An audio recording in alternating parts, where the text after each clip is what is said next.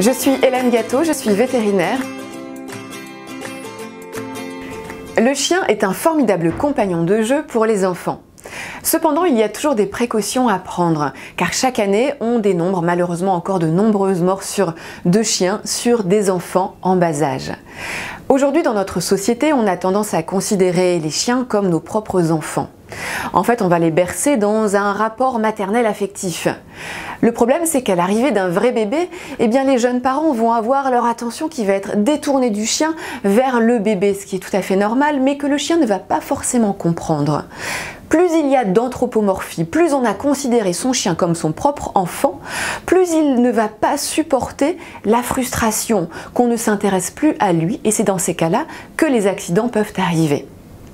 Lorsque le bébé va prendre de l'âge, qu'il va devenir un petit garçon, une petite fille, dans ces cas-là, il faut toujours garder de la vigilance, ne jamais laisser son chien seul avec son enfant.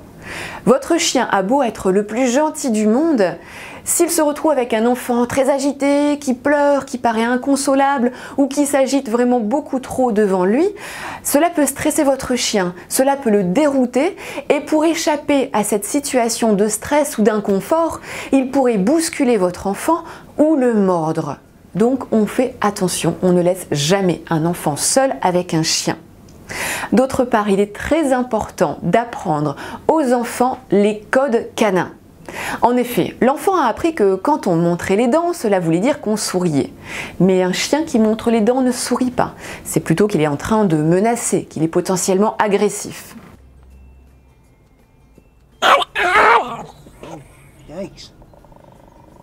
Take it easy.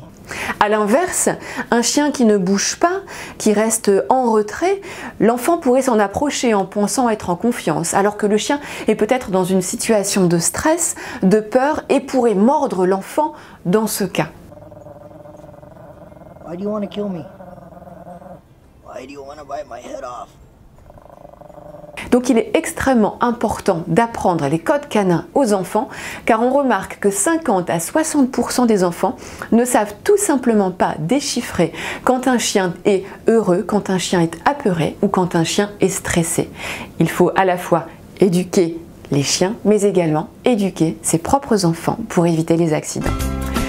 Je vous présente mes deux nouveaux livres aux éditions Albin Michel, Tout sur votre chien et Tout sur votre chat, au sein desquels je réponds à toutes les questions universelles que vous pouvez vous poser sur votre animal de compagnie grâce à des réponses pratiques, pédagogiques et scientifiques.